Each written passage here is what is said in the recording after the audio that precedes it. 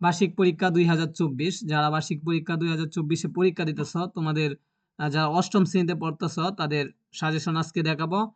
অষ্টম শ্রেণীর গণিত বিষয় হলো গণিত। আমি এই মডেলটা অলরেডি একটা ক্লাসে পড়াইছি তোমাদের।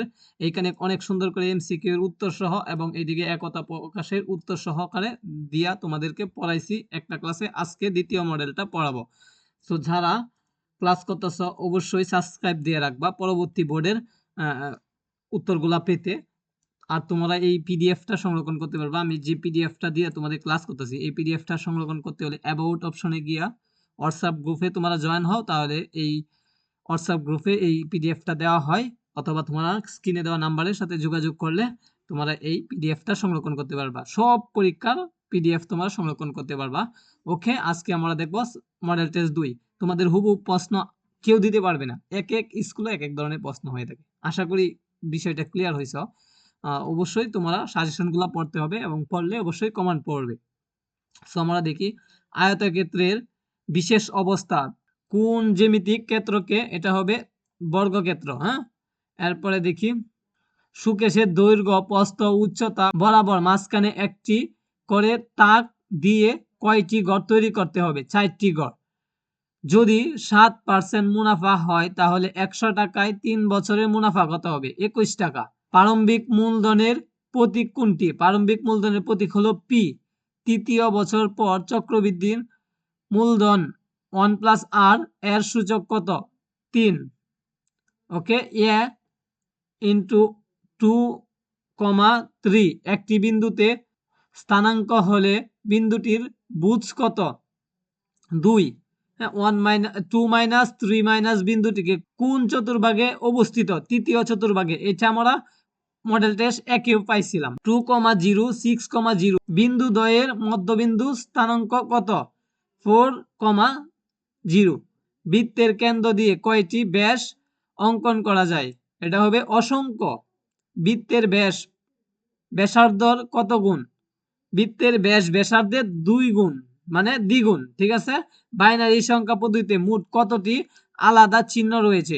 2টি আলাদা চিহ্ন রয়েছে, 1 ও 0। বিদ্যুতের উপস্থিতি ও অনুপস্থিতি বোঝানোর জন্য কোন সংখ্যা পদ্ধতি ব্যবহার করা হয়? বাইনারি সংখ্যা ব্যবহার করা হয়। এরপরে পরিসংখ্যানের ক্ষেত্রে প্রথমটা মধ্যক এবং প্রচুরক সঠিক। এরপরে একটা উদ্দীপক আসছে, তোমাদের উদ্দীপক তাইকা যে কোনো দুইটা উত্তর দিতে হবে। প্রচুরক শ্রেণীর মধ্য মান কত? প্রচুরক শ্রেণীর মধ্যমান হবে 38। হ্যাঁ, মধ্যমান নির্ণয় করার সূত্র আছে, তোমরা সহজে মধ্যমান নির্ণয় করতে পারবা। মধ্যক নির্ণয়ের জন্য এফ এর মান নিচে কোনটি? এফ এর মান নিচে হলো 9। ওকে, পরে এখন আমরা একতা প্রকাশের উত্তরগুলা দেখব। কোন জ্যামিতিক ক্ষেত্রে আয়তক্ষেত্রের একটি বিশেষ অবস্থা বর্গক্ষেত্র? এটার উত্তর হবে বর্গক্ষেত্র। এদিকে আমি উত্তরগুলা দিয়া রাখছি, তোমরা এগুলা দেখতে পারো। 1 একক দৈর্ঘ্যের ঘনকের আয়তন কত? এটা হবে 1 ঘন একক। এরপরে আমরা দেখি y = mx প্লাস c সমীকরণকে c দ্বারা কি প্রকাশ করে? প্রারম্ভিক জমা প্রকাশ করে। সরল মুনাফার সূত্র কি? সরল মুনাফার সূত্র আমরা জানি P × R × N। এরপরে দেখি মূল বিন্দু হতে x অক্ষের ডান দিকের সংখ্যাগুলোর মান কেমন? ধনাত্মক। এরপরে তৃতীয় চতুর্থ ভাগে বুঝ x এর মান কেমন? ঋণাত্মক।